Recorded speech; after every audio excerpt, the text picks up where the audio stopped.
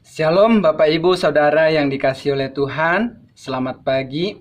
Senang sekali bisa bertemu dengan Bapak Ibu. Kita bersama-sama mempelajari firman Tuhan untuk menolong kita bisa bertumbuh di dalam Tuhan.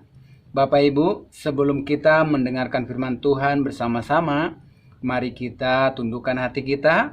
Mari kita berdoa kepada Tuhan. Bapa yang baik, kami bersyukur kepadamu. Engkau sungguh luar biasa ya Tuhan, memelihara dan menjagai hidup kami.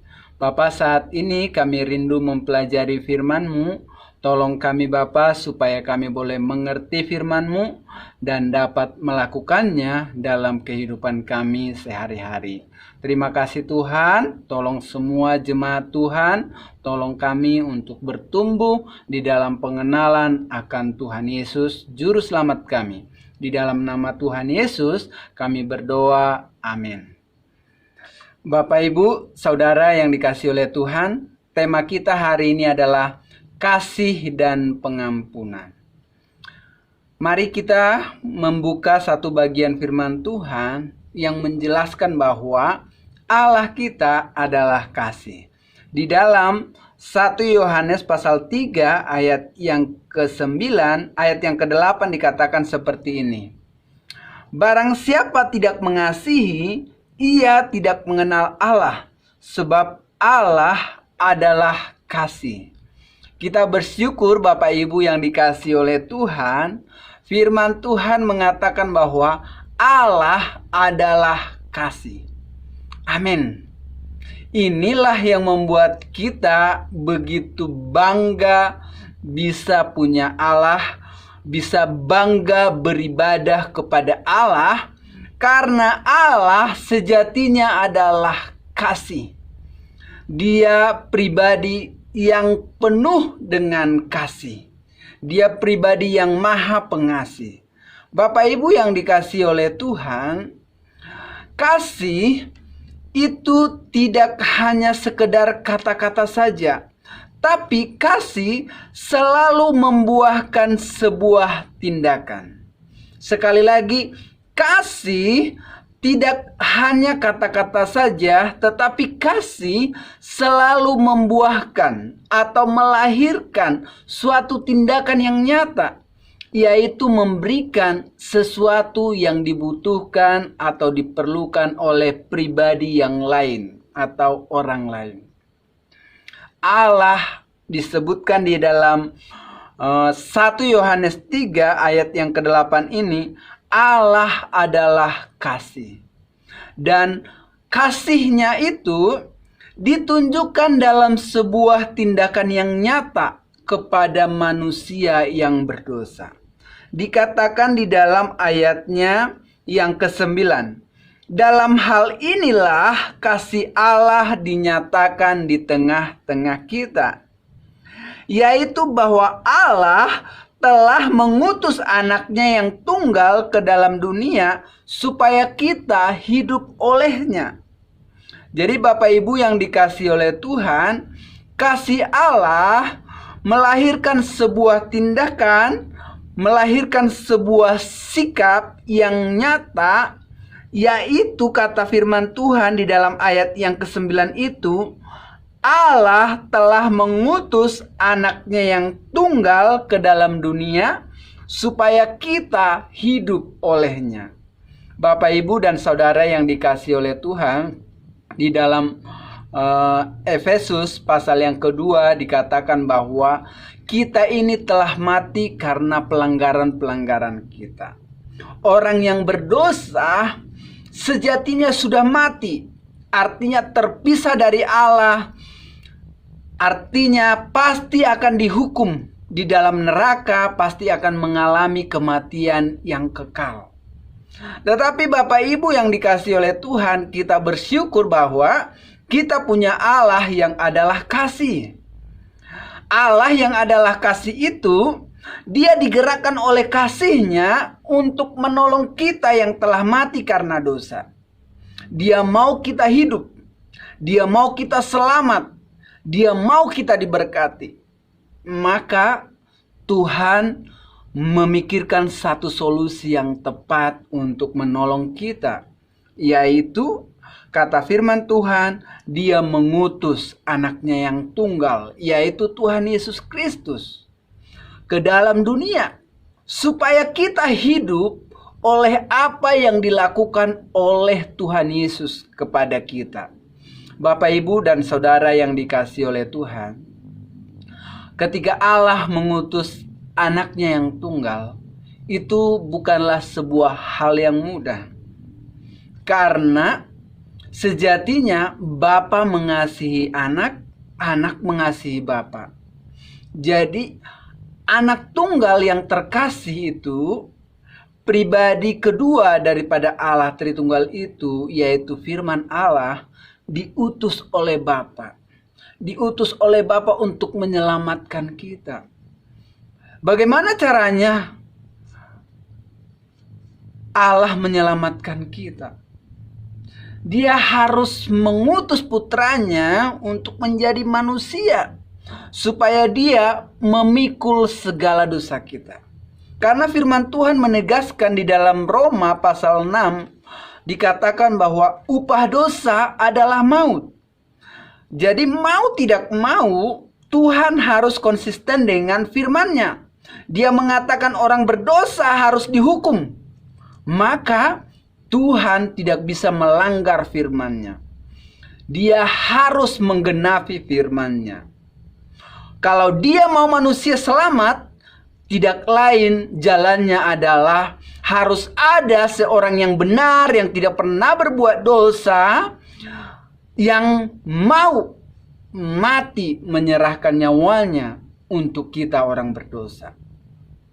Dan di dunia ini tidak ada satu orang pun yang tidak berdosa. Hanya Allah satu-satunya pribadi yang tidak berbuat dosa. Tidak pernah berbuat dosa. Maka karena Dia adalah pribadi yang tidak pernah berbuat dosa, Dia penuh kasih, Dia berkuasa untuk menyelamatkan kita. Dia berkuasa untuk menanggung hukuman dosa bukan hanya satu orang, tapi banyak orang. Karena Dia adalah pribadi yang sangat besar. Dia adalah pribadi yang maha kuasa. Dia cukup, bahkan lebih dari cukup, untuk memikul segala dosa kita. Maka Dia mengambil tindakan untuk mengutus anaknya yang tunggal dengan kasih yang besar. Dia menjadi manusia. Bapak, Ibu, mari kita renungkan bersama-sama betapa besarnya tindakan daripada kasih Allah ini kepada kita orang berdosa. Dia adalah kasih yang sejati. Dia mengasihi Bapak, Ibu, dan Saudara. Dia menerima kita apa adanya, Bapak, Ibu. Dia mengasihi kita bukan karena kebaikan kita, tapi dorongan daripada apa yang ada di dalamnya. Dia adalah kasih, maka itu yang mendorong Dia untuk mengasihi kita. Maka kita bersyukur punya Allah yang luar biasa, yang penuh kasih. Patut kita bersujud di hadapan-Nya. Patut kita sujud syukur di hadapan Allah karena Dia sangat mengasihi kita. Inilah tentang kasih. Dia rela mengutus anaknya yang tunggal. Bahkan anaknya yang tunggal itu harus menderita, disiksa, diludahi oleh orang-orang yang Dia kasihi, Bapak, Ibu, yang dikasihi oleh Tuhan. Inilah tindakan kasih Allah yang sangat luar biasa, yang sangat spektakuler dalam kehidupan kita, Bapak, Ibu, yang dikasihi oleh Tuhan.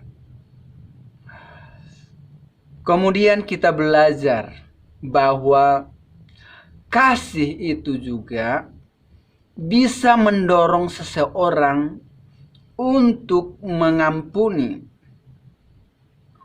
orang-orang yang bersalah sekalipun. Kita belajar dari peristiwa penangkapan Tuhan Yesus di kayu salib.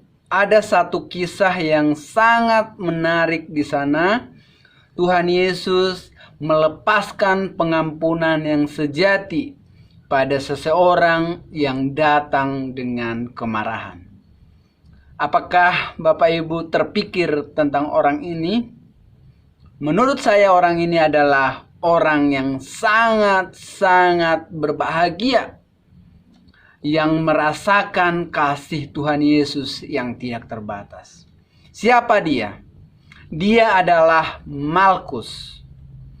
Pada peristiwa penangkapan Tuhan Yesus di Taman Getsemani, ketika Tuhan Yesus selesai berdoa, tiba-tiba Tuhan Yesus didatangi oleh kepala-kepala pengawal Bait Allah.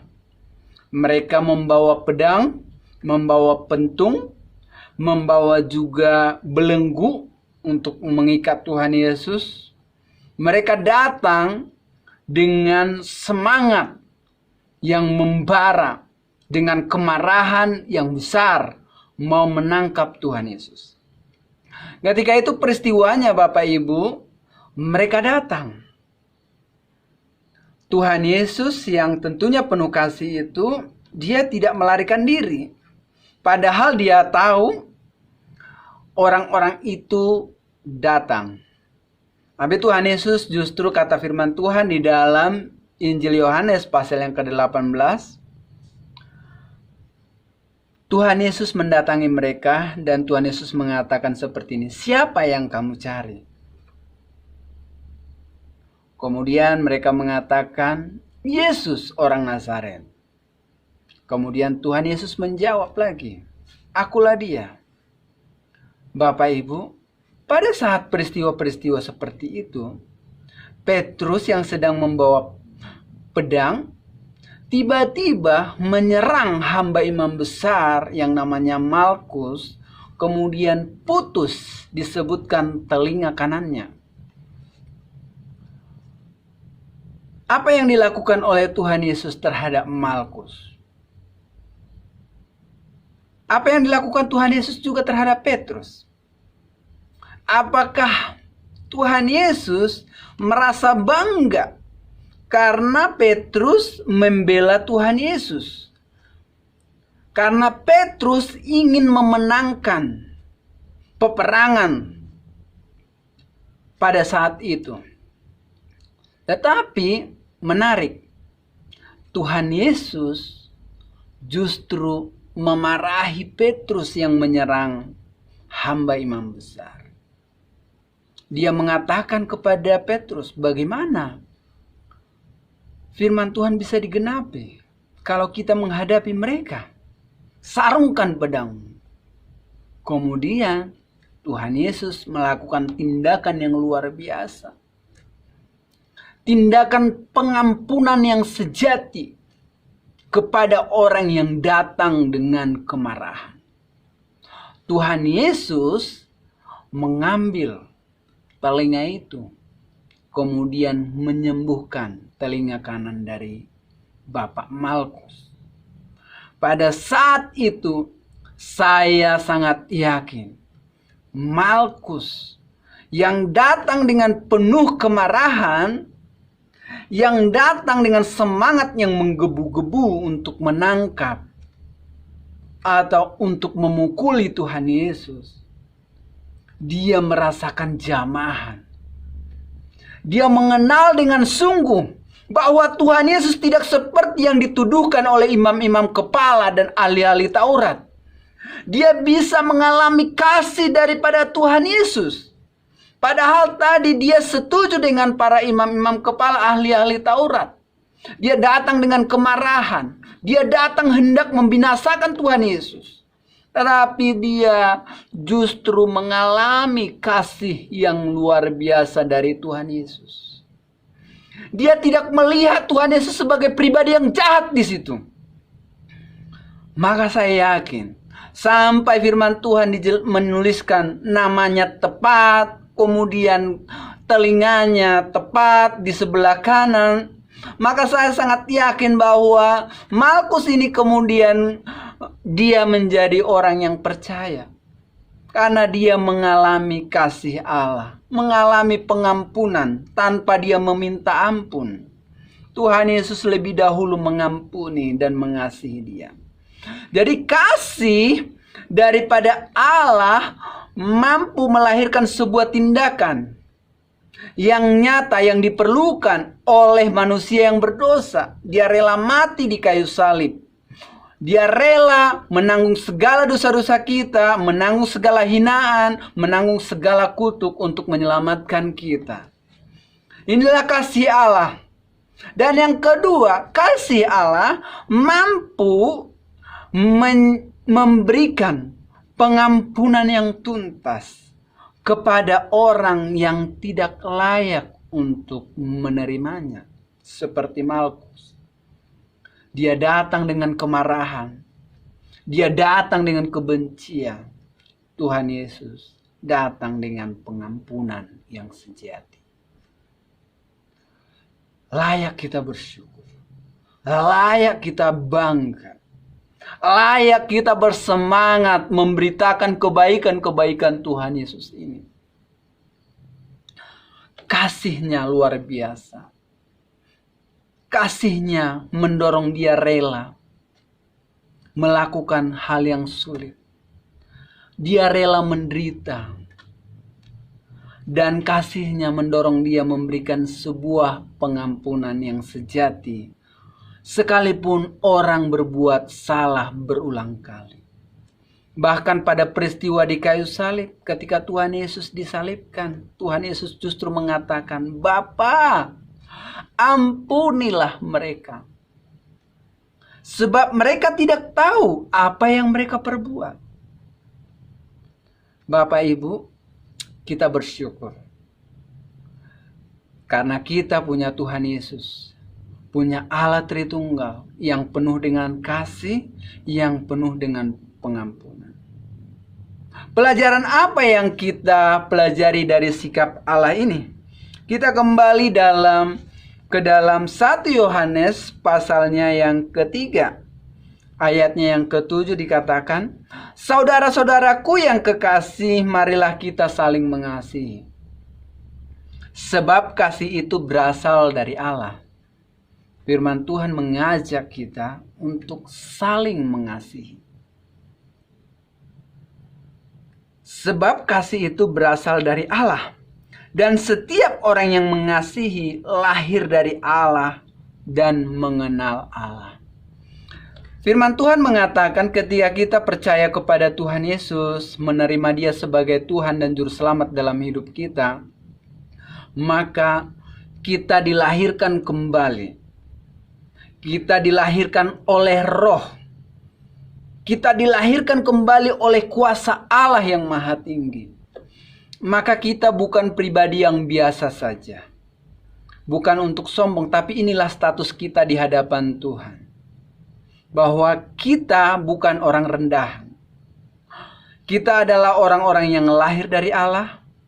Orang-orang yang menerima kasih karunia yang besar dari Tuhan. Kita tentu karena lahir dari kuasa Allah, maka kita juga dikaruniakan oleh Tuhan kemampuan. Kemampuan untuk mengasihi, yaitu melahirkan sebuah tindakan untuk menolong orang lain.